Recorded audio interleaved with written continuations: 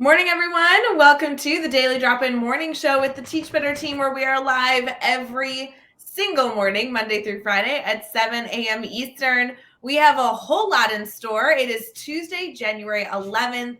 Traniece is here. We have a good theme this week. We got a good news story, and I can only imagine the fun that we're going to have. So please, I know it's bright and early as we're getting started. Fill up your coffee, get ready for the show, and we will be right back.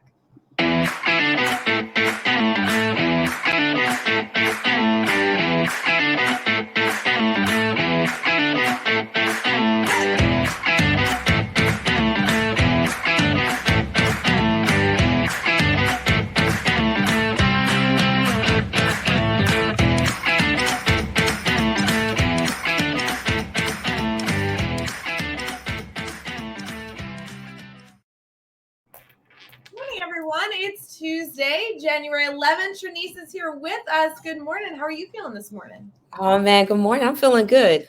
A little tired with the time difference, but I'm ready to rock and roll. No, tired. Yes, you are allowed to be tired. I know it's so bright and early. And tell us, what time zone are you on? Because we all need to have a moment of love and appreciation for you. I am on the Pacific Standard Time. Yeah. So it is currently 4:01 in the morning. It's awesome. My goodness. Oh my goodness. And that's the funny part, because when we come live, obviously we report everything in Eastern time zone. That's where the Teach Better team is located. But I'm in Central time zone. So it's 6 a.m. for me. You're in Pacific. It's 4 a.m. for you. Let's just put it this way, friends. It's really early. That's all that matters. Definitely. But the best part is I get to go back to sleep for a good another 1-2 hours and then, get the day started. So this is a great way to jumpstart my day. Okay, that's the best news ever. I'm thrilled to hear that. So you get to start it with us and take a little nap. Definitely. And then head into your day. Head into the day. I mean, when Teach Better pours into you, you got to pour into Teach Better. That's what it's all about, right? I just think it's so funny because I know I'm going to have you introduce yourself in a second, but so many of our network already knows who you are. We just Googled about you the other day because you were on 12-Hour Live last time we did it. We just announced our 12-Hour Live date. And so many people just were so excited you were coming live. And then when I saw you were Pacific time zone, I'm like, oh, if only they knew how early it was to ask Traniece to come on Daily Drop-In. Oh my goodness. Tell us a little about yourself. Who are you? What do you do? Kind of all that stuff in case we have some new listeners this morning. All right. Well, good morning, everybody. I am Traniece Brown Warrens, and I am now an middle school assistant principal in Portland, Oregon. I am also a doctoral student at Baylor University, BU. And what else? Man, right now I'm an assistant basketball coach for a varsity team. Our team is really solid. I wrapped up football season. I was the head football coach. I'm also working on some educational policy. I'm just in my groove. It sounds like a lot, but the one thing I learned is when you operate in your purpose, nothing is a lot. Everything kind of aligns with itself and you're able to flourish and really do your thing. Oh, I love your mentality on staying quote unquote busy. When people ask all the time, oh my gosh, how do you juggle all these pieces? Some of the things that I always talk about is I'm like, well, my calendar is full of things I really like. When your calendar is full of really stressful, overwhelming tasks, then of course it feels like you're juggling a lot and it's really heavy. But when you really do enjoy everything on your calendar, or the majority of things on your calendar, it does make a huge difference on the weight that you carry. Definitely. And that's, as educators, we have to keep that in mind. If you're doing something that is stressing you out, then it is not for you. You need to rethink maybe how you're doing it, why you're doing it, or who you're doing it for. Because if those things aren't aligned to your core and to your purpose, then that's the reason why you're stressed out. I wonder if we can challenge everybody. Kind of on the show, sometimes we like to throw out challenges that don't take too long. They're really specific. And then we love to hear what our network thinks. I'd love to have everybody go through their calendar today, hour by hour, half an hour by half an hour, whatever makes sense for you, and do a plus sign, meaning that you really, really love this activity and you're really excited for this one thing on your calendar. Right. Maybe a neutral sign, you could go either way. You're indifferent on the activity, and then a negative, no, this is going to weigh on me. I'm a little anxious about this, or I have a negative feeling about it. And really, if you're a teacher, you kind of have to do this class hour by class hour too. Count all the meetings, count all the transitions, Like, I'd love to see us do that, because you're right. If you have more neutrals or negatives than positives, of course, that's why you're stressed. Yeah, I'm going to add something to that challenge, because some of the things we can't change. So as an AP, I wish I could change discipline. I wish those negatives in my calendar would go away. But the reality is, it's part of the job. So some of the things that you have negatives by, I would challenge you to ask yourself, why is that a negative? And how can you change your perspective if it's something you cannot change, like lesson planning? We can't change lesson planning, right? Because if you changed it and you just show up to class and just, whoo, I mean, what impact is that going to have, right? So now what I do is I look at, all right, so discipline. I don't really like discipline that much because I don't like to issue out consequences. I now change it into teachable moments. Now I'm like, you know what? This is my one opportunity to sit down with a kid who's struggling and is calling out for help. And I get to say, all right, what's going on? And so now I'm like, oh, this might be tough. I'm gonna have to make a really tough decision, but at least I'm doing what's important, because the kid is acting out for a reason.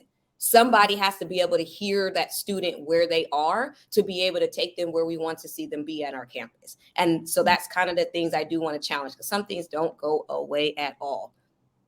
I love that the reality of education. Yeah. Yeah. And it's interesting, if you're looking at those negatives or even the neutrals, the mindset shift can be huge to change that one activity. But also, if you see a lot of things you can change, like that gives you the power to go do that. Maybe it's your morning routine. You're really not feeling how you spend that first hour of your day, or maybe it's in the evening, like you're anxious about something going on tonight. Do you have control after work to change, not maybe your perspective, but maybe change the activity on your calendar, right? Alter that. And when I say calendar, friends, I really mean like from the time you're awake to the time you go to bed. I'm not just talking about maybe your block of 8 hours that you might head to work today. So I like this, Traniece. I'm going to do this myself today. I got a lot of stuff going on. Yeah, me too. I think I'm going to do the same thing. Like, is this a negative or positive? Like, is it in my locus of control? But don't you also think that, like, even just naming it sometimes is enough? Like, even just acknowledging, okay, this meeting is a positive, and I don't know that I saw it as much of anything when I got started. So naming it can really be impactful too. Yeah, because it does something to your brain. It has your brain say, oh, wait, I do have the skill set to do that, instead of, oh, man, right? And so this is where you see all those Twitter blogs and Instagram blogs that say, I get to do this, right? So you only get to do something when you name it what it is. If you don't name it, then it's like, oh, I have to do this. And it's a drag. But when you name it, you say, oh, man, I get to meet with this person today, or I get to hear this opportunity today. And it just does something totally different to your brain. It's like a shot of coffee. It is. Traniece, I know you're really active on Twitter. Are you on other social medias as well you consider yourself active on? No, Twitter is enough for me.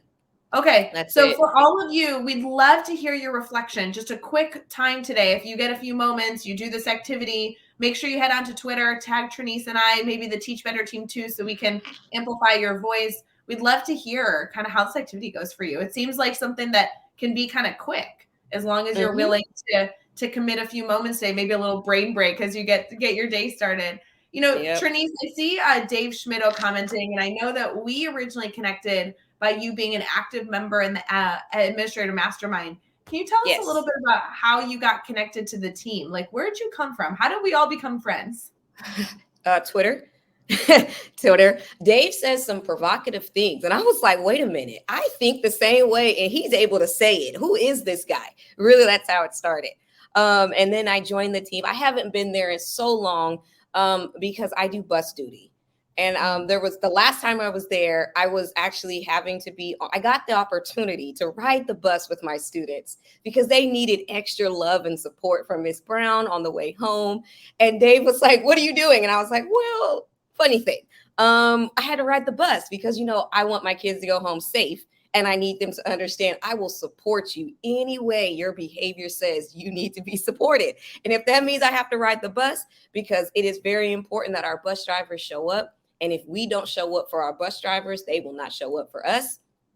Let's just remember that. So sometimes you might have to ride the bus. And my principal definitely supported that and then picked me up afterwards because they don't bring you back.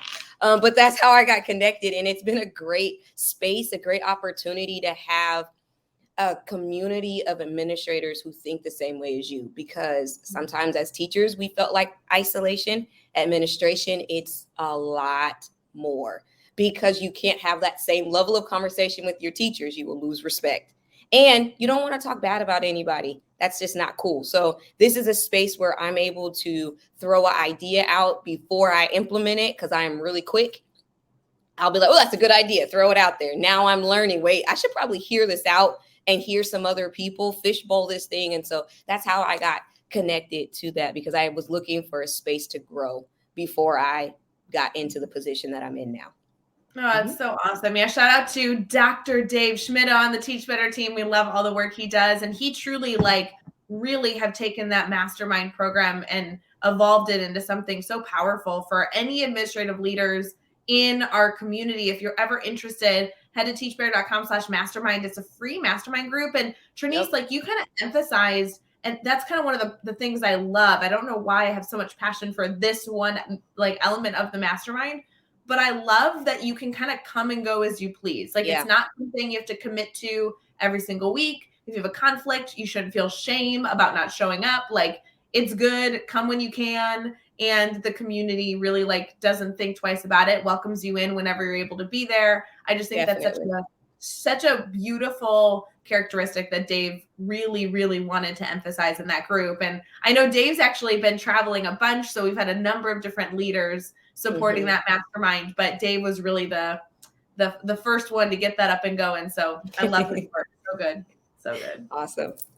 Oh, so fun. Traniece, we have so many different things that we get to do on Daily Drop-In. So we're going to transition here. It's Tuesday morning. So we typically on Tuesdays and Thursdays start with our brainstorm bank. So we're going to head into our brainstorm bank and get talk and chop a little bit more about your role, education, maybe talk about these bus drivers. There's some comments really sharing their appreciation for your perspective on that. So we'll be right back. Yeah. All right.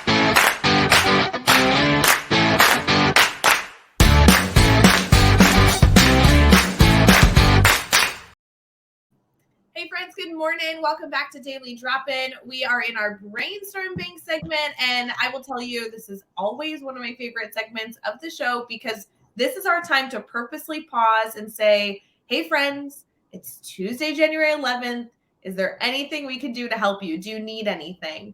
And so while there is a theme every single week, there is so many things that we love to discuss in this segment. Of course, if you have questions, whether it be specific questions for our guest or just questions that you're brainstorming that you'd love a buddy on, that's why we're here. Traniece and I can't promise that we'll have the answer for you, but we're happy to be a brainstorm partner in your exploration. Yes. So please let us know. Traniece, tell me a little bit about why you wanted to become an administrator, because I have to tell you right now, I know that teachers have it hard. We're in the trenches. I literally, this has already been a challenging start of the year for so many educators.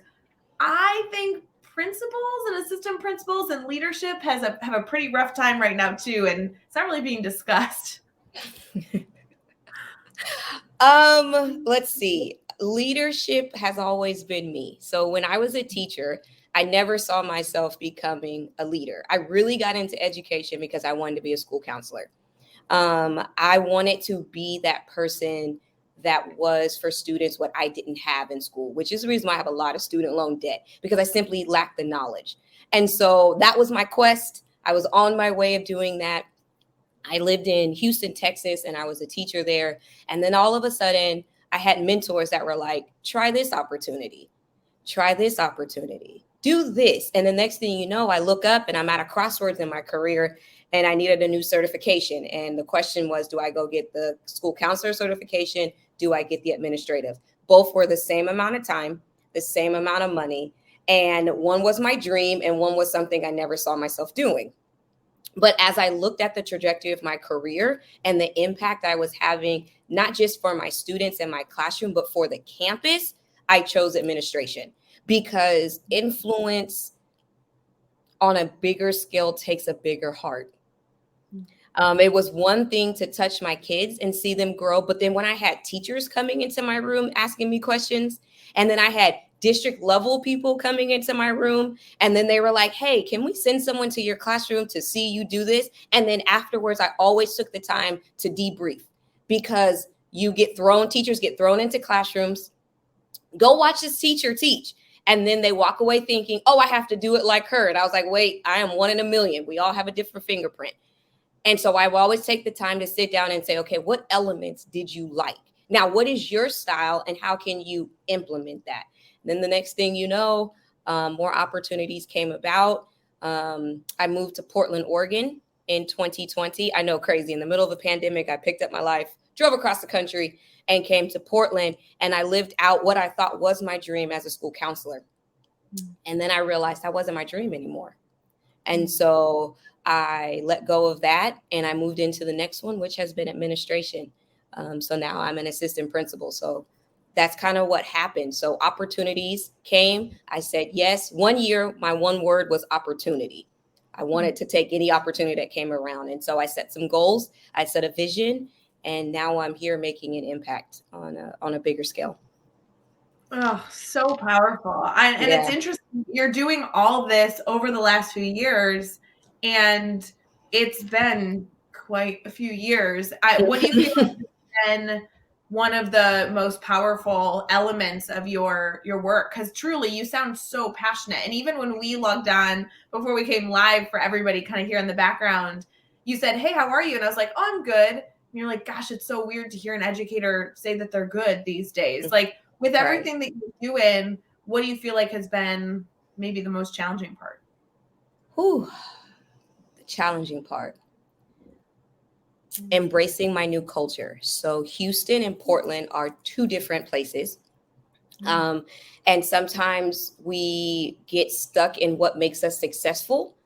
And so we try to bring that into a new place without understanding that place. And so the challenging part has been understanding the culture, because it's easy to say, oh, you're wrong because you do it like this. But if you don't take the time to understand why something is happening in this way, then you make really critical decisions that don't honor the people that you're there to serve. And so the challenging part has been learning the culture.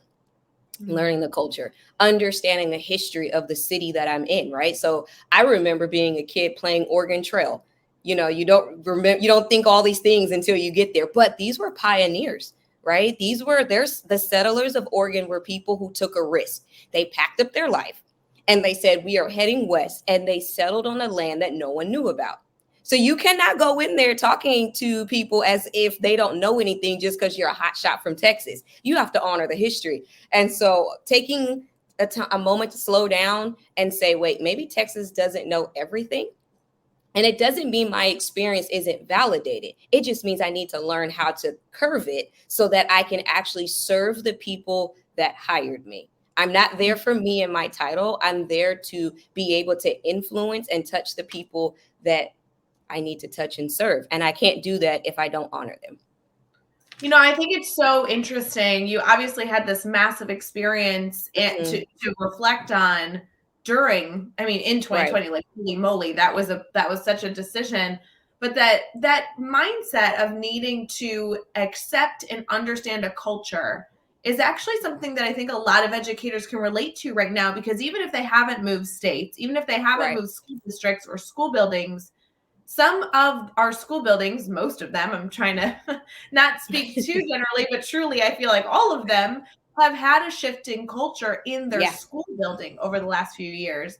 And so is there any of those life lessons that you may have taken while truly moving across the country that might actually relate to somebody who has been in the same building for the last 15 years, but is still struggling with this? Yeah. This all comes down to being culturally relevant, right? So my dissertation topic is on being a culturally responsive school leader. It's important to know the culture in which you are operating in. And that culture, if you're like middle school, high school, the culture changes every class period, right? And so it's really taking the time to self-reflect on what's important to you and what do you value and what do other people value? Humanize the people around you. It gets so easy to see people and students as numbers. You see your teacher as a colleague, but humanize their experience. Have empathy. And so this summer, I took a course with Fuel Ed on empathy and learning what is my attachment style, what is my listening style, who am I?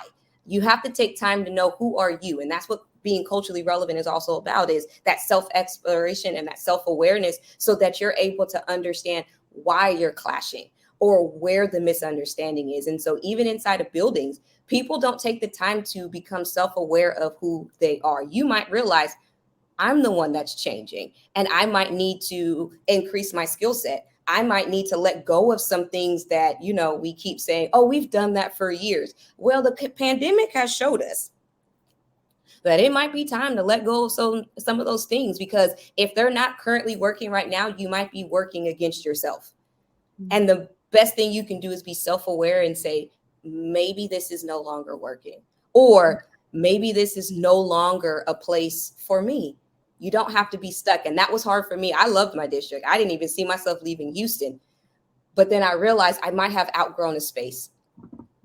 And that self-awareness that I might have outgrown a space gives you the power to move or change. Traniece, I feel like this is a really difficult conversation, but our theme this week is actually about having bold conversations. So while there are so many bold conversations, I think people, when they hear bold conversations, can make assumptions about what we're talking about. Mm-hmm. I think a very bold conversation that you just really emphasize is this concept of knowing when it's time to move to something else. And it feels, to be honest, it feels very dirty talking about this on the show right now, because we are in no way advocating for people to move into education. I think education is one of the best jobs on the planet. It is terrible right now in terms of stress level for many, many people, but understanding when a shift, small or large, might be best for you to best serve your students is a very challenging conversation. Yeah. I would love to hear your perspective on maybe what people can look for or might want to consider, because moving to a different school building doesn't mean you're turning your back on anybody. This could really be an opportunity for you to be a better educator, because you are looking for something specific, and it might just, I love your perspective of like outgrowing a building, outgrowing a district. That is okay. We shouldn't feel shame about that. So tell me how this can be something that we provide some insight on. So I'm going to talk about my teaching style, right? So when I was a teacher, I did hip hop history. So I infused hip hop with history so that my kids could learn. I just won a huge award from the state of Texas. It was amazing. And I changed schools. And so I came in, I was ready to conquer the world, right? I came in with my music. I was ready to go. I got awards, I got accolades, and I started teaching, and the room was silent. They all stared at me. And I was spending more time making the connection between the music and the content than I was teaching. That was my first indication it was time to change. If my purpose was to teach about colonization, right? And I had to spend more time about what the song was about and what my reference was about, then this was not the right song or reference. So that's number one. When you are at a place and you're spending too much time doing things outside of what you were there to do, it might be time to change something.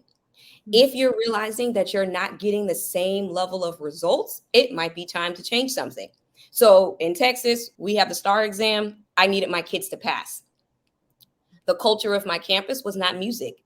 Not at that point. I had to take time to build that. But what I did learn when I looked around the room was memes. All these kids could drop a meme in a heartbeat. Like, they were like, "Miss, you seen this new meme?" And I was like, "No, I haven't." So I had to educate myself. I had to jump into their culture. They thought I was cool. I had no idea what they were talking about. Google helped me out though. And so then I said, you know what? If this is what they're presenting to me, this is what I could use as a platform. So I transformed it from music to memes. Everything was a meme. And I remember one meme, we were talking about the colonists, so the American Revolution. And there was this meme of expectation versus reality, right? So this guy was like mowing the lawn, and he was expecting this old lady to give him a ton of money, and she ended up giving him a quarter. And we unpacked what that meme meant. And I was like, well, how would you feel? Like, what would you do if this is what happened? And that segued into the French and Indian War. So the colonists truly believed that King George was going to offer them a huge reward because without the colonists, they would not have won the war. But really what they got was taxation. Now my kids could understand. So expectation versus reality. And so I say all of that to say, you have to look at what is your purpose and goal? What are the things you're currently doing? And is that getting you closer to that purpose and goal? Or is it taking the energy and time away from getting there? That's when I really believe, a shift needs to happen. And if you are driving to work every day, drained, there's some self-reflection you need to do to say, is this me? Put some interventions in place. And then at the end say, you know what? We've had a great run, but this probably is not the place or situation for me any longer. I need to go someplace that can continue to stimulate me, because we don't want burnout. Yeah. Burnout happens when you don't keep stimulating yourself. You keep doing the same thing over and over, you get burnt out. I know that we're focusing on bold conversations, so I'm going to ask some very specific questions, even though I know this is, a little bit of a strange conversation to be advocating for. But okay, so I'm a teacher, I'm evaluating, or maybe I'm a leader. Like I'm in the education system. I'm evaluating all these pieces, and I make the decision. Yeah, you know what? Maybe my time has come. Maybe I need to make a change. And a change for an educator, regardless of their role, can look a lot of different ways. Change buildings, change districts, change states. Obviously, there's 1,000 factors to consider, right? Family, lifestyle, all these normal elements that we can go through. What do you think your biggest tip would be when we are thinking about some of the guilt we feel? Because I think regardless of what decision you make, even if you move next door or move grade levels, maybe you stay within the same building, but you need to move grade levels. There's a lot of guilt that I've seen teachers carry for 100 different reasons. And a lot of it stems off of wanting a change, but feeling like they're letting someone down by choosing a change. Would you speak to that a little bit? Ooh, boy, I know it's heavy. It's hard. It's so hard. I think being honest and putting that thought process inside of your changes, ideas, right? Like being honest, like that's upfront. And then challenging it by saying, okay, so then if I stay, what will I look like in 5 years? If I leave, what will I look like in 5 years, right? And so as a basketball coach, I get to have these types of conversations, right? So I have a player, I absolutely love her to death. And she was playing scared. I said, what are you afraid of? And she was like, well, I'm afraid of making mistakes. Okay, have you made one? And she was like, yeah. I said, the best thing about basketball is when you make a mistake offensively, you get back on defense and get that ball back, right? So here's what I have to tell educators. There's kids everywhere, but there's only one you. So the question comes in, how many kids do you want to positively impact? Or how many you do you think you can continue to multiply in spaces? You are valued and you are needed.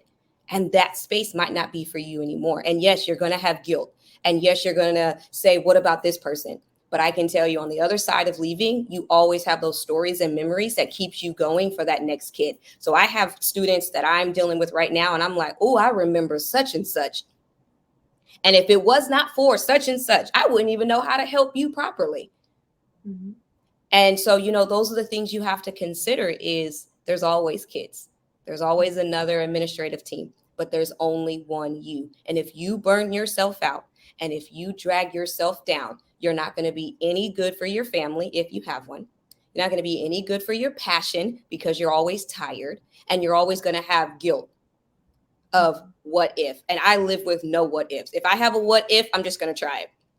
Like, I didn't like it, right? You only have one life to live. And education is the one sector where you do feel so guilty. You feel as guilty as if you have kids. Like, oh, I got to leave my kids tonight. Yes, those are your students. Yes, you do have passion and love for them. But there's kids everywhere. Now, I will say this. Don't run just to run. You need to think about this. Because if you run just to run, you're still taking you with you. And this is where self-awareness and self-reflection comes in critical, and having a good team around you. You need people around you that say, and this is, I think, the part that's real critical. You need people to be honest with you. Because I know some people are like, oh, I'm going to go into administration, and they can't handle the stress of 50 kids in their room. How are you going to handle the stress of 300?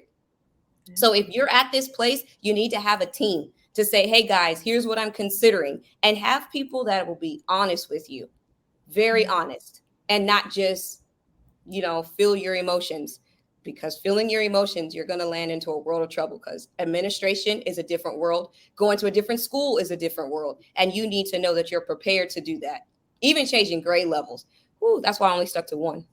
I know, it's funny. Elijah's in the comments saying he made a tough decision moving from general education to a reading interventionist position. And that is what we're talking about. We're not just talking about choosing to move across the country, which is an enormous decision, but choosing to make a change even within the building that you're in to a different position so that you can get something else that you're seeking to enjoy your role more. And Traniece, I think your focus on needing a village to help you make this decision is not only so timely, but so necessary. I know, I was just talking to an educator yesterday evening, that was struggling with this concept of making a hard decision of moving, not in a large way, but in a small way in their career. And these questions about how will you feel in 5 years if you don't make this change? How will you feel in 5 years if you do? And there's a business phrase that I stole from my father that I quote all the time that's really speaking to the issue. And one of I think the first things that educators need to do when they're seeking a change and they have fear or shame with making this decision is really understanding where that in and of itself is coming from. Why are you fearful? What are you scared of? Because the reality is there's a lot of jobs in education. And so if you, and that wasn't the case 10 years ago, but right now there are. So if you're making a change and you're fearful that you'll be unemployed because of this decision, if you don't like it, it's not really a reality right now, because there are open teaching positions. There are open positions that give you a little bit of a safety net, which again is just the culture of our field right this moment. So I love this, Trace. I would love to be able to invite people in our network to, if they're looking for a little bit of perspective, if they just need to talk stuff out in a safe space, I know they can always connect with you. I'd be more than willing to meet with anybody just to talk out with a third party that has no stakes in the game. Like, what are your thoughts? What are the things you're not thinking about? I mean, all of this is a part of even just to identify, Traniece, that you actually do like where you are and it is the right decision for you, right? Tell me about that. Yes. Yeah. So that's also important too. So I was at another crossroad in my career and I was like, you know what? I think I'm ready to jump into coaching. So as a former athlete, I think that that's very critical to have a coach. It's very critical. No matter who you are, we all need a coach. And so I was sitting at the table and these people were falling head over heels in love with me. And they were offering me so many things. One of them was training with gym night. Now, gym night, that's the heart right there. And I had gym night in front of me, right? They were like, we can do this. And I'm sitting there and they go, but we need you to start right now. And I was like, wait a minute.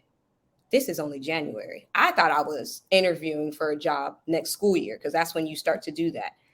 And I was like, wait, this doesn't feel right. I can't leave my kids in the middle of a year. That's not right. And so that was my initial thought, right? And I was like, this doesn't feel right. But then I was like, is this guilt or is this real? And I slept on it, right? So there's another tip, sleep on it. Your emotions will drive you down the wrong pathway. You just need a good night's sleep. Sleep on it. And if you wake up and you still have that same conviction, then that's something you want to explore. And so I went to sleep and I woke up and I go, I can't do that. I'm not ready to go. And I stayed. And that was actually my last year in the classroom. But I finished out that year because it just didn't feel right. And sometimes we have to be honest. Not all opportunities are meant for you, no matter how good they sound.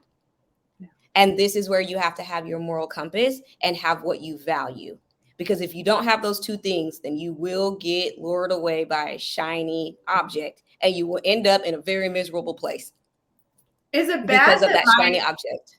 Yeah. Is it bad that sometimes I need more than just to sleep on it? Like I need like 7 days to think about some of these big changes. Like honestly, I will tell you, because there is a difference between like Monday to Tuesday. I can like hold my gumption, but by next Monday, there's so many things that have happened in my life that I really can evaluate, like whatever mindset I was in on Monday, did I really keep that? Like, is that still a consistent as strong of a burning frustration or as strong of a burning passion.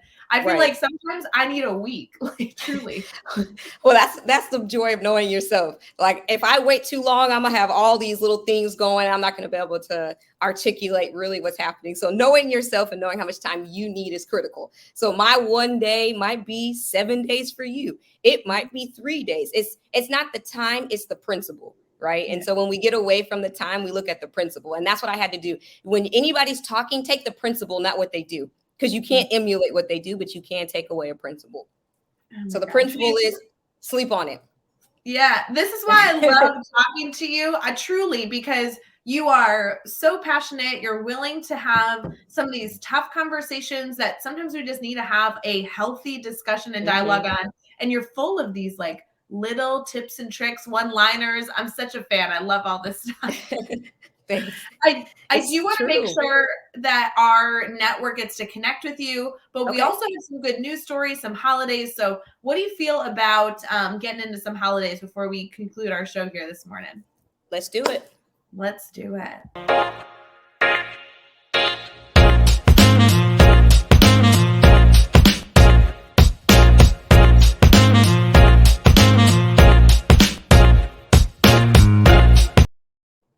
All right, good morning, everyone. We've had such a good conversation so far. It is Tuesday, January 11th, and we have a few things that we have left for you this morning, including make sure you go connect with Traniece on Twitter because there is a lot more.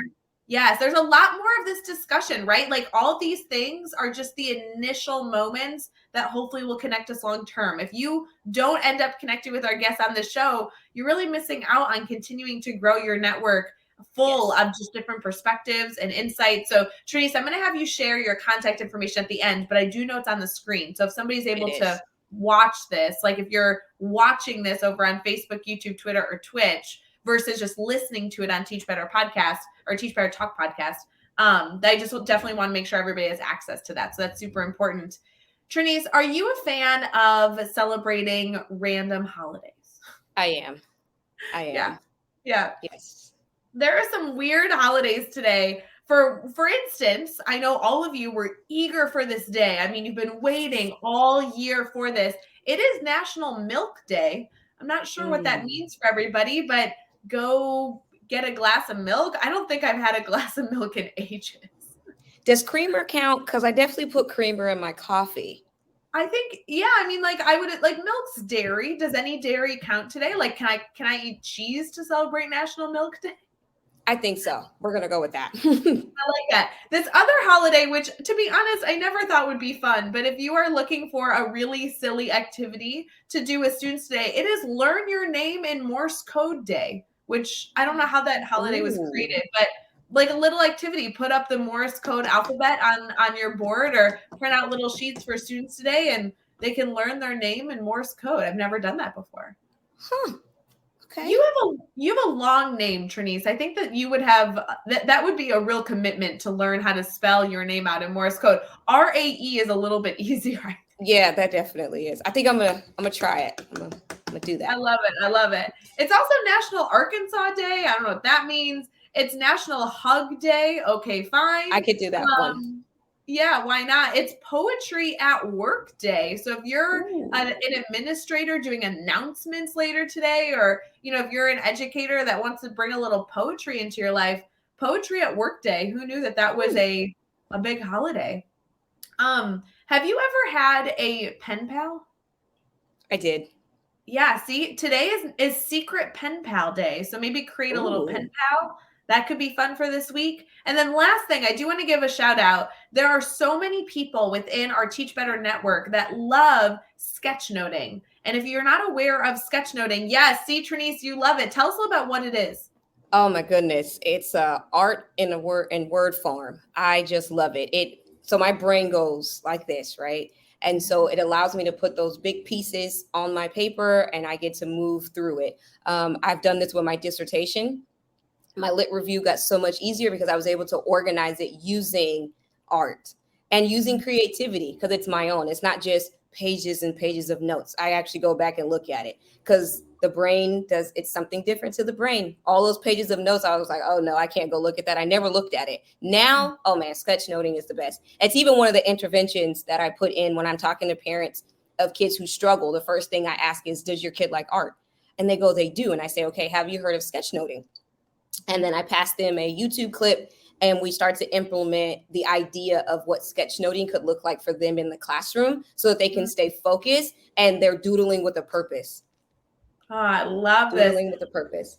I love doodling with a purpose. That's another good one-liner for this morning. I will say it is World Sketchnote Day today. So if you have not explored it, maybe today is your opportunity to not only introduce this in your own life, but introduce this to your students. It's not for everybody, but that's not the point. It's just a great opportunity to look at your quote unquote notes differently. I know a lot of our Teach Better community chooses to sketchnote. I've seen incredible sketch notes about some of our live segments, like 12-hour live. Brianne Fennell always does a sketch note to kind of depict what the day looked like. We did just announce our 12-hour live date yesterday, so make sure you have that in your calendar, February 26th. That'll be so good. But anyway, today is World Sketchnoting Day, so please throw that on your to-do list today to explore that. That will be so funny. I do want to give a shout out. Brad Hughes in the comments right now is adding all these puns. He says, right. Draw on your own conclusions about it. I love that. That's it. I love it. I love it. You know, Traniece, the good news story today, typically when I grab good news stories, I go to a specific network, like a specific website that is only good news, because sometimes it's hard in the rigmarole of our news outlets to find like good news. Sometimes it's really negative. It's tough. I will tell you, I was scrolling through Facebook this morning, which is not typically where I would get my news. And this CNN article came up, and it was too good not to talk about. I assume this article exists on many, many platforms, so please go look this up. But it is official as of yesterday that Maya Angelou will become the first Black woman to appear on a U.S. quarter as Treasury begins distribution. So this was just released. I hope so many of you saw this. But a new U.S. quarter featuring the late Maya Angelou went into circulation on Monday. The U.S. Mint announced, making the legendary poet and activist the first Black woman to ever appear on a coin. It goes into all the history, how this decision was made. For many of us, I mean, I personally have been following kind of how these decisions are made. I think this is so exciting that it actually came to fruition after so many people have shared their voice in the importance of this. And it kind of goes into also the circulation process of the US currency, and also how some decisions were made of people that are currently featured and how that's being changed in some way. So just kind of exciting news, so relevant to our students as well. I think this is a really easy, news story to bring into our classrooms and our schools this week. So shout out, so exciting. I definitely agree. I did see that article. I was like, what? And then I saw the cage bird. I was like, oh yeah, that's going to be legit. Let me go to the bank and get me some. And don't you love, like, truly, and this is any currency. I know we have, friends that are tuning in from all over the world, especially for Daily Drop-In, as they're catching the show either live or after the fact.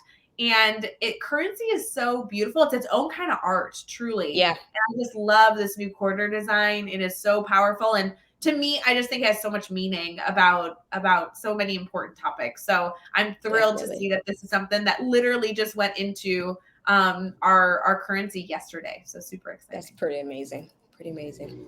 Traniece, would you mind sharing how people can stay in contact with you? I know that you've been able to share so many tidbits. I know some people might even want to reach out to you to help them process some of the work that we were able to talk about today. So would you mind sharing how people can stay in contact with you? No problem. So you can contact me on Twitter at Brown Warrens. So it's both of my last names. And I'm very active. So I will respond. I'm a real person. If you tag me, I will respond. If you send me a DM, I will hit you back. Someone poured into me, and so I'm always willing to pour into anybody else, because the world of education sometimes is rough and there's no one there. They see your light and they're intimidated by it. And so I've decided to create a platform where if you're trying to shine, I'm going to help you shine the best way that I can. I love it. Yes. And especially as you all are considering how you're growing your professional learning network, it doesn't matter where you're growing the network, just choose to grow it. You have control over your news feed. You have control over who you connect with, and connect with people like Traniece, who are positive. They believe in amplifying voices. They believe in discussing difficult topics so we can be better. Those are the type of people that I'm committed to fill my network with, and so many other people are as well. Traniece, if you don't mind, before we go, will you tell us a little bit about the type of people that you like to welcome into your network, just in case somebody might be new to Twitter, and while connecting with you is valuable, there's other people as well that they can choose to connect to? Who I like to connect with? Yeah, like how do you decide who you connect with on social media? How does that work for you? Do our values align? So we don't have to look at it the same way, but is what I think important what you think is important? Because that's what's really important, right? I don't like groupthink. So if everyone thinks the same way I do, then I'm not growing. I do need people that's going to challenge the way that I think, because when you challenge me, I then go out and have to learn, why was I holding so tightly to that idea? So I'm really open to almost anybody. Unless you're like something about Bitcoin, then I'm like, no, thanks. I don't need any of that support. Thank you. But for the most part, I'm really open to all different types of ideas. So I really try to emulate what we teach in the classroom. You have to have multiple perspectives. So yeah, for me, my number one though is my professors, because they drop knowledge and I need to know what is going on. Dave is also amazing. He says some things that sometimes you're like, do I hit like and retweet on that? I don't know. I might have to tell him on the side, right? That's Dave. Yeah. Teach Better is always great. And I really like Jeff Gargis. Like, he is a leader that is not afraid to be transparent. And so because of him, I've learned that transparency and vulnerability is very, very important for the people that you serve. If you can't model what you're expecting, then don't expect your people to do the same thing. And Jeff is one of those people. He will tell you, this is what I have going on. This is how you get to where you're going to go. And that's really another reason why I will do anything for Teach Better, because I believe in his vision and his mission. It's important. You have to keep that in the forefront. And so having good people around you, most definitely. So many good tips and tricks. I so appreciate you waking up so stinking early to join us, Traniece. I love every conversation I've had with you, and I so appreciate all the work that you do. And I want to encourage everybody in our network, please go connect with Traniece. And there's so much still for us to do together. So please let us know if we can do anything for you. I do want to give a really quick note, because I'm going to forget until the very, very end. But I did remember we are on a last call for 2 big things. So if you have not shown up in your email recently, here's my reminders to you. First and foremost, 12-hour live date has been announced. So please make sure you write down February 26th, 8 a.m. Eastern to 8 p.m. Eastern is officially the time where we're going to be doing that. So write that down. Number 2, last call. If you are somebody eager to be part of the Edupreneur Mastermind group, if you're pursuing a side gig or have some sort of hobby that you want to come to more of an official capacity in business, this could be the group for you. We had 3 spots open. I don't think all 3 are filled yet, but that is Thursdays. I believe it's at 6 o'clock Central, 7 o'clock Eastern. But that you can go get more information on at teachbetter.com/Edupreneur Mastermind. And then last but not least, before I forget, we have a grid webinar that's going on Friday. I think registration closes like ASAP. So if you have not registered for that free webinar, truly to get started in mastery learning, that will be a really special group that will get to dive into the first 5 steps of mastery learning. And then we have a little bit of a surprise for you after the fact. So go register for that. That's at teachbetter.com/grid webinar. And that is on Friday. So again, these are both last calls. But Traniece, thank you again for joining us. We are going to head out here. Yes. And for everybody else, have a wonderful Tuesday. I mean, holy cow. Yes. Please go enjoy finishing your coffee and having the best January 11th that we've ever had. So thanks so much, friends. Thank you. Bye.